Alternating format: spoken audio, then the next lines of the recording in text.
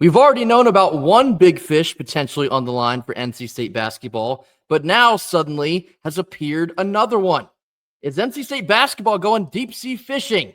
Certainly helps when your head coach is a great white shark.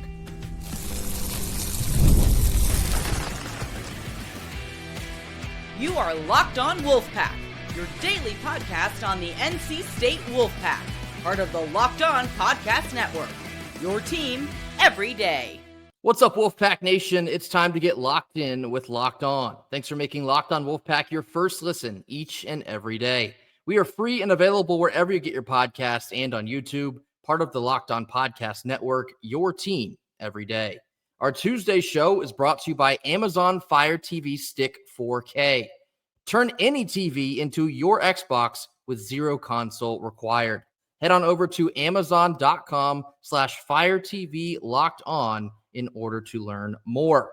Happy Tuesday to all. As always, I'm Grayson Boone, joined by former Wolfpack defensive tackle Kenton Gibbs. Kenton, I believe it was last week we spoke about the emergence of a Darrion Williams from Texas Tech. He had some connections to NC State basketball. He's currently going through the NBA draft process. And if he were to forego that process and return back to college basketball, NC State, Kansas, and Ohio State would be the top three in the running to land him out of the transfer portal. Now, Darrion Williams is one thing. PJ Haggerty would be another. PJ Haggerty is the guard from Memphis. He's widely regarded as the top remaining player left in the transfer portal. He was third in the country in scoring this year. He averaged 21.7 points per game. That is astronomical. And when he entered the portal just a couple weeks ago, it was noted that he was entering looking for a $4 million deal in NIL to try and secure his services. What I've noticed since then, he hasn't landed anywhere. So, Kenton, I would not be surprised if perhaps there's some negotiations going on that maybe you can get that number down, because all of a sudden, NC State has been in contact with PJ Haggerty. Brian Windhorst meme, what does this mean? It means, in the words of OT Genesis, that price is way too high. You need to cut it. You need to, take that down. Yeah, you need to take it down just a little bit, brother. You need to, work with. I tell people all the time, you are worth what the market is willing to pay you, and that is based on multiple factors, right? It's the how much people have, but also how much people value what you do at. How rare is it? How much of it is available? Don't get me wrong. Haggerty is a heck of a player. $4 million. I mean, what teams have that to cough up? And from what I'm hearing, one of the few teams that do have that type of Skrilla laying around is already like, actually, I think we're good here. So that kind of limits your options on top of what is already a very high asking price. So at that point in time, you're left with a scenario where, I mean, I'm not saying a clearance sale, but something has to give here. If you're saying, hey, I'm not going to play college basketball unless I get this amount, okay, well, what's the alternative? Where do you go? Who's going to pay you that amount? Because that's, guys in the Euro League ain't making that. So what's going on? What you going to do there? So, this is a situation where he's a fantastic scorer. He can do it at all the levels. He has a hell of a handle. He can dribble himself out of some trouble and all that good stuff. But again, this is a matter of what is the market going to bear out? And it bodes well for State that some other schools are dropping off because of that price tag. As I'm sure would be true for almost every school in college basketball, NC State's not going to pay PJ Haggerty $4 million to try and bring him to Raleigh, because we've spent a ton of time talking about how the staff is being very meticulous, being very particular, going about their business on a very structured schedule, not overpaying for players, not chasing anyone, and getting irresponsible with the blueprint that they've laid down. Them kind of foregoing that and just blindly flinging $4 million at PJ Haggerty would just completely blow up everything they've been working so hard to achieve here. So they're certainly not going to be doing that. The team that has been connected to PJ and widely considered the front runner for PJ Haggerty was Texas. But now all of a sudden here, late afternoon on Monday, I'm seeing a ton of stuff that Texas is out. And whether that's because of the price tag or for other various reasons, Texas no longer being interested in PJ Haggerty is perhaps just another domino to fall that maybe you could see that price tag come back down from $4 million. PJ Iamaliava, I've started to call him, because that is a ridiculous price to try and command in the transfer portal. And I don't want to say that to sell his talent short, because like I just told you, he was the number 3 scorer in all of college basketball this year on a very high volume. We're talking 14 to 15 shots per game that he's taken, and he's hitting 47.6% from the field and 36% from beyond the perimeter. So he can do it, and he can certainly do it at a high level. I believe just about every single game this year he scored in double digits. I think he had a 40 ball in the American Conference tournament. I believe it's against Wichita State. He is a pure scorer, and him coming to NC State would completely change the trajectory like that in a snap. Yes. Whether that means he'd be the point guard or just the number 1 scoring option, potentially playing the 2, because you already have Trey Holloman.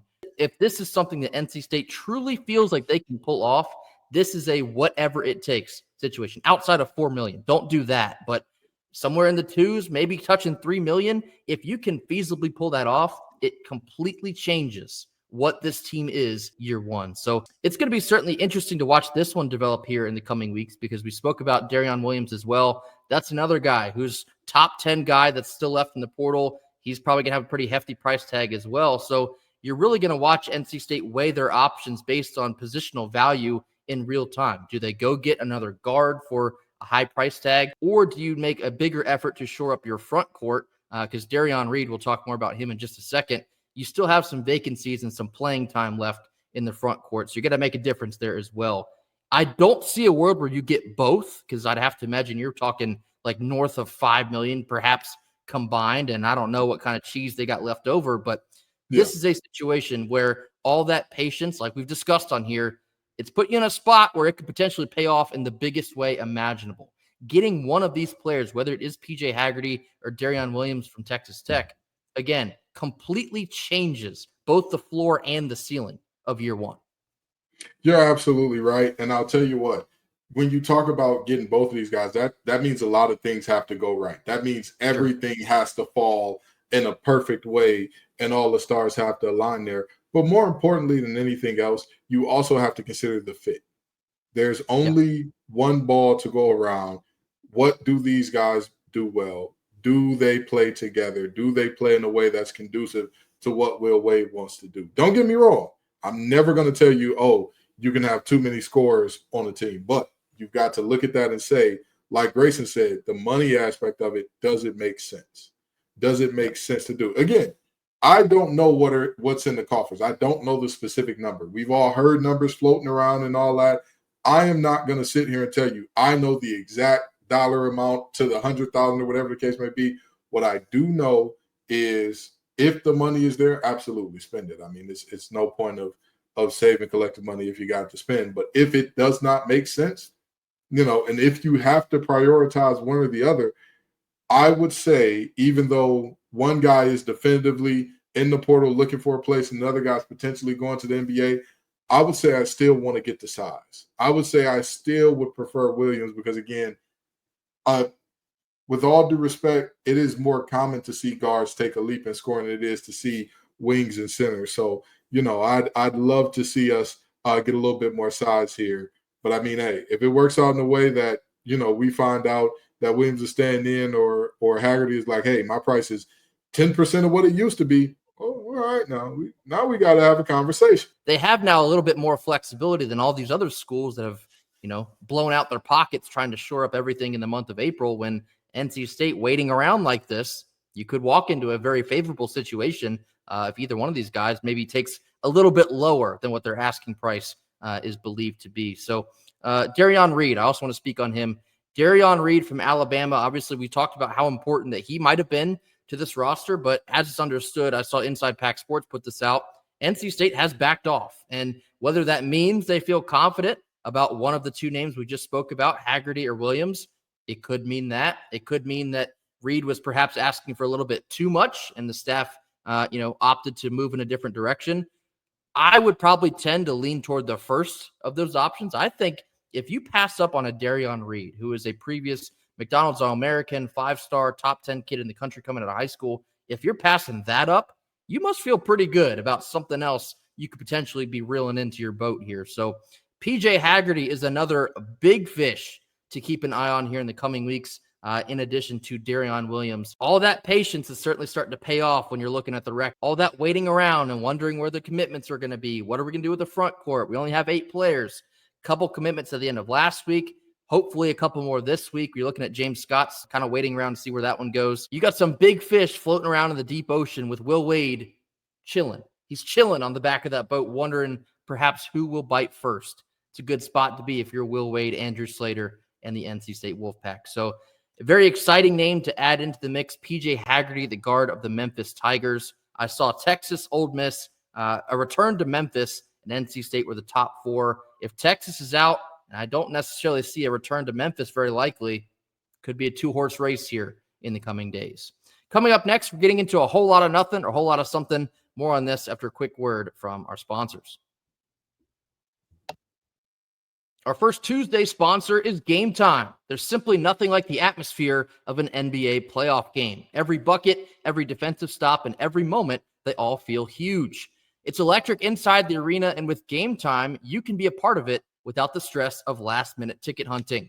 Gametime makes it fast and easy to get NBA playoff tickets, even when the demand is sky high. Prices on the app will actually go down the closer you get to tip-off, and their last-minute deals can save you up to 60% off on those NBA playoff tickets. Their all-in pricing on the app will show you your total upfront, so you receive 0 surprise fees at checkout. And as always, you get that panoramic view of your seat in the app before you buy, so you know exactly what to expect upon arrival. Take the guesswork out of buying tickets with Gametime. Download the Gametime app, create an account, and use code LOCKEDONCollege for $20 off your first purchase. Terms apply, and again, create an account and use redeem code LOCKEDONCollege. That's LOCKEDONCOLLEGE, Locked On College, for $20 off. Download Gametime today. Last minute tickets, lowest price guaranteed. Middle portion of our Tuesday show. Now time for a whole lot of nothing, whole lot of something. 3 topics. We'll tell you exactly where we stand on them. So first one here, I tweeted this on Monday because it's something that really flew under the radar from the weekend with the NFL draft going on. Davin Vann was both not drafted by anyone inside the NFL draft, but also not signed, at least yet, to any teams to a practice squad deal or a training camp type deal. What are your thoughts on this, Kenton? Whole lot of nothing, whole lot of something? I would say a whole lot of something, because this is a situation where I know what the knock is. The knock is he's a tweener. He's got, he doesn't have prototypical defensive tackle size. He doesn't have prototypical defensive end explosiveness. And so you're kind of stuck in this weird spot of what system do you play him in? How do you play him? And all those types of things. I think the only problem with that is we've seen him excel at almost everything. Like that's the thing that kind of puts me in this weird space of how does this happen? But then the other part of this equation is this was a very deep defensive line class in terms of defensive tackles, especially. So, I kind of get how this would work out. And I said on multiple occasions, I think he's best fit for a 4-eye, maybe a 3 technique, because again, he's got that wiggle, he's got the pass rush juice, he's got the explosiveness there. But it's when you get outside against NFL left tackles, that's a whole different ball game. And when you talk about being a nose or 1 technique 0, physically that demand to hold those gaps is a different ball game. So I don't really understand how he went undrafted. I get that, there's still some lingering effects of COVID and having all of the extra guys. And I believe this is the first draft where we're kind of starting to see it return to normalcy. I just don't think we're fully back there yet. But yeah, this was a little bit shocking to me because, again, he's been so productive for so long. He's been a guy that highly rated out of high school, and he came to NC State and was productive right off the bat. So, it's a little surprising to me. Like you were talking about there, the knock on Davin Vann is essentially by like typical NFL standards. He's too small to play in the interior, too small to be like a nose tackle, but he's too slow, or people consider him too slow to be on the edge. Now, we personally don't necessarily feel that way because what we saw him do all year long, especially playing out of the 3-3-5, is it didn't matter. He was still finding a way to get in the backfield and cause a ruckus regardless. And he was able to log 6.5 sacks, and a lot of those he's being double teamed. Did not matter. Like, you could not stop this man when it came to protecting their quarterback.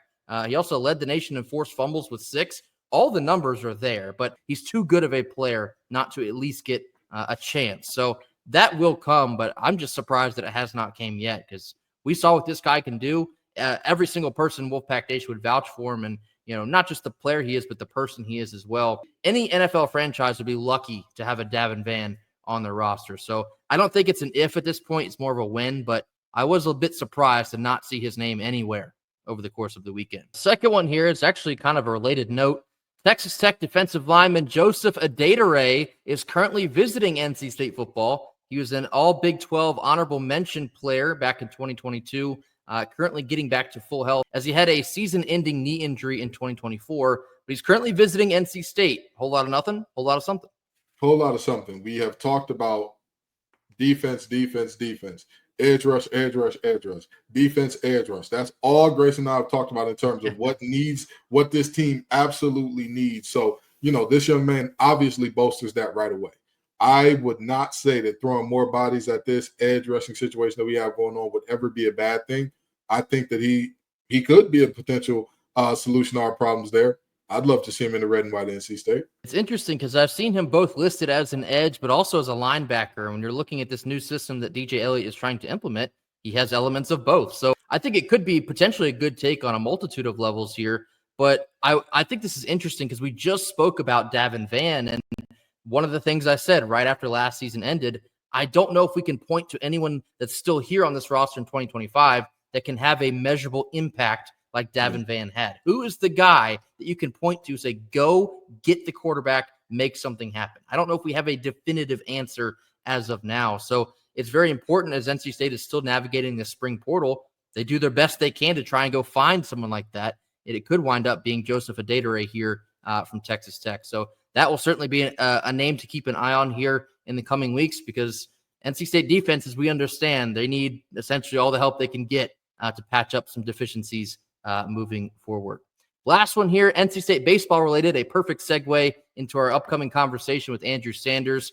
Outfielder Braden Fraseman was named the ACC Player of the Week after his electric weekend against Clemson. Went off and completely took over Game 1, 5 for 5 with 2 home runs. Braden Fraseman, ACC Player of the Week. Whole lot of nothing, whole lot of something. Whole lot of something. Fraseman was up there seeing the beach ball coming down the pipe. He was having a good old time. Just, let's take your time. Let's get it on down here. And he was doing a great job of it. Let me tell you something. At the end of the day, I knew that there was going to be at least one Wolfpack player that was named something of the week after a complete sweep against Clemson. I knew that was going to happen. I'm surprised we didn't see anything for our guys being in the ACC Pitcher of the Week contention with some of the things that we saw from our guys. But, it is what it is. I think my favorite part about Braden Fraseman leading the charge from this last weekend and getting an honor like this one, because he's not necessarily a name that you would think would be, attributed to star power on this roster. And that speaks to how good they are playing right now. It's not an Alex Sosa. It wasn't a Chris McHugh or a Josh Hogue or a Ty Head. Braden Fraseman was the ACC Player of the Week. And I don't mean that to knock him at all, because he's having a very good season, but it just speaks to the depth of this roster and different guys stepping up at different times to keep this momentum rolling. This team is hot, and anyone on this roster can be the guy that beats you. And this past weekend, Braden Fraseman had a heavy hand in that. So congratulations, Braden Fraseman. This is most certainly a whole lot of something. ACC Player of the Week. We're going to need a whole lot more of that as we have yet another big week on deck. Who better to speak about it with than Andrew Sanders, the radio voice of NC State baseball, will be here momentarily to speak about last weekend and this coming weekend with us. Stay tuned for a great conversation for Pac-9 baseball fans. More on this after a quick word from our sponsors. Our second Tuesday sponsor is FanDuel. The NBA playoffs are now here, and FanDuel is giving new customers incredible ways to get in on the action. Right now, when you join FanDuel and place just your first $5 bet, you can get $250 back in bonus bets if that first $5 bet wins. From three-pointers to steals to assists, FanDuel has so many different ways to bet all of your favorite player props. Plus, after the game tips off, you can even combine these player props into a same-game parlay for the chance to win even bigger. Don't miss out. Head on over to FanDuel.com and claim your $250 in bonus bets today, only on FanDuel.com. Rounding out our Tuesday show with a very special guest. He is the radio guy for NC State baseball, along with women's basketball and the pre and post game for NC State football. Andrew Sanders. Andrew, welcome to the show. Hey guys, thanks for having me. Appreciate it. I got to tell you, it's cool to speak with you on here because it's like speaking to the radio and then the radio speaking back to me. A very big fan of all your work, and we all NC State fans appreciate you as one of the most prominent voices of NC State. But getting right to it here, a 3-game sweep for the Pac-9 over the second-ranked Clemson Tigers. Unbelievable. And I think we all were kind of hoping for just a competitive series as good as Clemson has been, but I don't know if anyone saw it going down like this. Yeah, Coach Avent said afterwards, he said, look, we played about as well as we can play over a 3-game series. And, they brought their A game, and they're just playing really good ball right now. Now, in terms of the way that this team has done a virtual 180 from that tournament earlier in the season where we just got battered, beat around a little bit, to now smacking around teams that had not won or that had not lost, rather, a single series all year. What do you attribute that to? What would you say this thing has come along the most that has led to this success? Yeah, I mean, the single one thing that I could point to answer your question would be just the plate approach, just the caliber of at-bats, sorry, that they're putting together. And that's the biggest difference from, that 5-game losing streak early to now. The pitching has also come a long way. And this is for those of your viewers and your listeners that have been following college baseball and NC State baseball for a long time, like you've seen this before, you're probably not surprised, but for those that the game is growing really rapidly. And so for those of your viewers and listeners that are a little newer, like this is part of it. It's baseball, it's college baseball. I get a chance to watch you guys sometimes. You guys, I think, do a great job. You talk about the landscape and NIL and the transfer portal and all of that. And so, that impacts baseball, and there's always a lot of new players. It takes time to have the team come together. And so right now what you're seeing is they have kind of come together. The chemistry on this team is really good. They were always talented, right? They were preseason number 13 for a reason. And I checked the D1 baseball poll today. They're number 13. So they're kind of back to where everybody thought they would be. It just took till late April to get there. But everything, there's not one area of the game that they're not doing pretty well right now. They're playing well in all phases. And so there's not really anything right now that teams can exploit. And I'm sure we'll talk more about it, but especially I just said the at-bats is the one thing, but the pitching is about as good as it gets right now. We're always very adamant on here that college baseball is not like football. It's not like basketball. And what happens in February can completely be the opposite of what you see in late April and as you get into May. But something that's been consistent of NC State is the consistency that you get from Elliott Avent. And a lot of times that will consist of some players that it's, kind of expecting the unexpected will rise up.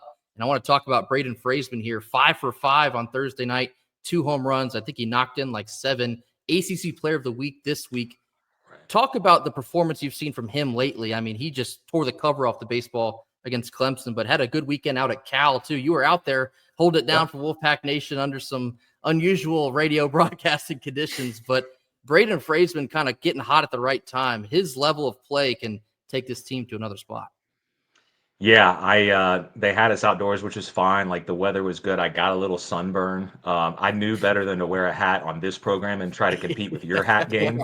But I did wear a hat out there in Cali and kind of protected myself from the sunburn there. But I was out there. I saw, I just updated my notes looking forward to tomorrow's game against UNCW. He has a hit in 18 of his last 21. So he had a big series against Clemson, like you said, 9 hits. He had a big series at Cal. This has kind of been a thing that's going for a while now for Braden, and he's batting .312 on the year at this point. So I've been consistently impressed with him because when he makes hard contact, or when he makes contact, it's almost always hard contact. Right. And for a guy that makes that much hard contact, usually you would think there'd be like more swing and miss with that. But sure. He's done a really nice job of not chasing, limiting the strikeouts. And so if you can have that kind of pop without the downside of, the swing and miss, that's what I've been most impressed with him. And it's not, even though the power numbers are there, like if you look at His first at bat of the weekend against Canuck, he lined one back up the middle to take the lead in the first. And it's a lot of swings like that. It's something that, like Kenton asked about the plate approach, like everybody's kind of bought into that right now. I think you've seen Alex Sosa kind of the same way. Everybody's doing exactly what they're coached to do. And that is a proven approach that Coach Hart and Coach Robinson, kind of drill with them all the time. It works. It works year in and year out. So in terms of, we're talking about these guys at the plate, but let's be honest, these pitchers were expected to be the stars of the show, and now they're showing up and starring. Kind of talk about who out of the bullpen has been the most impressive to you. It could be starter, it could be a bullpen guy, it could be a closer. Who has like really come on that you're like, that's the source right there, and he's kind of galvanized the pitching staff around him? Yeah, I mean, there's a lot of candidates because the last 2 weekends, Cal and Clemson, both of them were held to 8 runs. Both of them saw 6 pitchers, is the same 6 pitchers. So right now you got your 3 starters and you got your 3 bullpen guys that can go multiple innings. And so to answer your question, I think Anderson Nance is probably that guy, just because, I mean, he was perfect in 5 innings against Cal, and, Dom Fritton went 4. He closed it out in game 1. So, but again, there's a lot of candidates, and you could say any 6 of those guys are right now throwing the ball really well. And, I still think that we're going to get D-Rock back here. And Coach Avent said, don't count out Shane Van Dam in his last media availability. So, and there's other guys that we haven't mentioned outside of those 6 and outside of Derek Smith and Shane Van Dam that are very capable too. So yeah, coming in, the headliners were, this pitching staff should be able to carry them. And right now, when you're able to throw 6 guys a weekend, they have some really, really good options. And for the newer baseball watchers, I guess you should say, I need people to understand how unusual it is to get through a 3-game series using only 6 pitchers. Like, that is entirely abnormal. Six games. Yeah, there you go. You're talking Cal and Clemson, 6 pitchers. It just speaks to the level of consistency and the level of intensity that this pitching staff is rolling with right now. I spend a lot of time on here talking about Jacob Duden, and we all saw a little bit of the rocky start that he got off to, but I think since then, I want to say in this last, I think it's 8 appearances, his ERA is sub 1. I think it's 0.51 or something ridiculous like that. With the absence of Derek Smith, and hopefully we do get it back soon, what have you seen from Jacob Duden in the beginning of the season, watching him kind of evolve into what he is now? Yeah, so he has been, in fact, I think I have it here in front of me. I think it's his last 9. He has not given up a run now at this point. There you go. So, yeah. Even going before that, really, he made that start against Campbell. That kind of got him going. But he said it was actually a mechanical adjustment that he made midseason that kind of paid dividends, where they were looking at video of him and his torso was a little more slanted. So they wanted to make sure that he was a little more upright. And he said that that's kind of really helped his command. And as long as he's commanding, I mean, that's kind of all he has to do, because he's unhittable. He threw 12 or 13 pitches and struck out the side. It was all sliders. Like, the fastball's 96 to 98, but he doesn't need to throw it a lot. Like, that slider is that good. And if they're taking awkward swings at it, he's probably not going to throw anything else. And he gives them, again, just another guy to the bullpen. Andrew Schaffner's got 6 saves. So, he and Schaffner and Nance right now are as good as it gets out of the bullpen. And it shortens the game. That's what it does. So when you get the lead, and I thought that was kind of the key coming into the Clemson weekend, because Clemson has a great bullpen, and they have Lucas Malstead, who leads the ACC with 15 saves. And we didn't see him until the 7th inning of game 3. And Clemson was not in the lead. Like, that's when you want to see that guy, because he's always looming. So to not have them in the lead, I thought that was kind of the series, was like, who's going to have the lead in the 6th or the 7th inning? Usually that's who wins in baseball, but with those 2 teams specifically, when you can really count on that bullpen, that's really a separator when you get into the postseason. You can be as good as you want offensively, but if you can't hold on to a lead, then it's always going to be a little tricky down the stretch. And we've seen that, right, from this team too. I think that's a big key with this team too, is that they've had 3 monumental comeback wins of 5 or more runs, and that's a big part of why they're first place in the league right now. Like if those games swing the way that they probably should have, then you still had a good record. You're still 12-9, but it's the difference between being solid and being in first place. And so because their bullpen can kind of hold things down, and some other teams they played, Virginia, Louisville, for example, they have not been able to hold on to some of those late leads. That's a separator. I'll tell you what, that man was throwing so many sliders. White Castle got a little jealous. But in all seriousness here, now that we're looking at single elimination for the ACC tournament, and you're seeing the Wolfpack firmly in first place right now, to the point where it would take a miniature meltdown to become out of the range of a double bye. Do you feel like this is potentially the year that Avon Elliott goes out and gets it done in terms of winning his first ACC championship?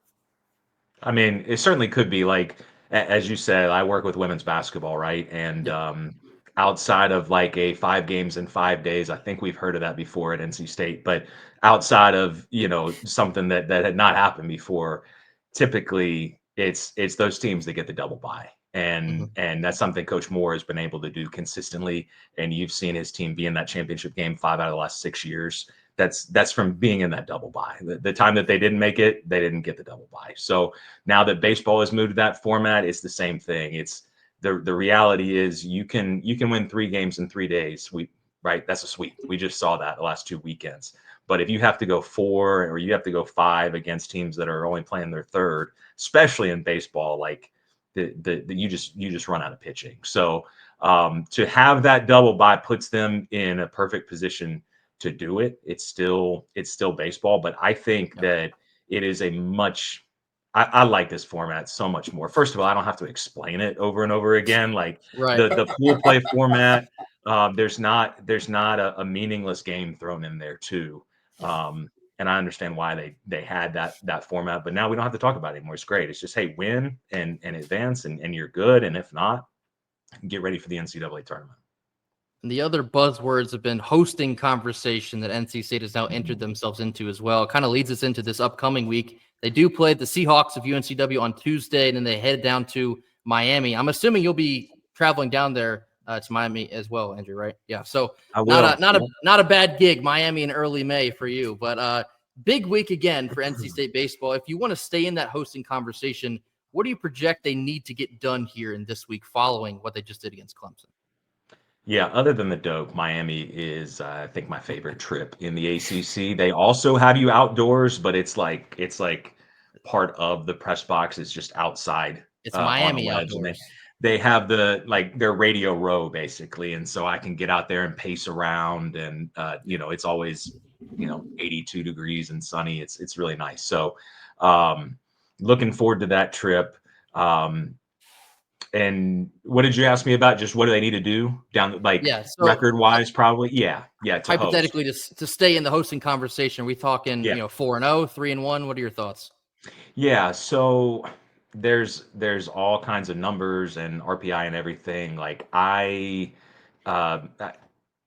nothing against those that want to dig into those numbers as much as possible. They probably know a lot more about it than I do. I just try to keep it pretty simple. I think I have been thinking this for a while. I saw Aaron Fitt from D1 Baseball say literally this. So if he says it, then I definitely trust it. But basically, if NC State gets to 18-12, that everything else will kind of fall into place. Right. And they would still probably be borderline at that point. So 19-11, you'd feel a little better about. And obviously they're 15-6 right now. So I think win 4 more games, go 4-5 in these next 3 series would be enough to get them a host.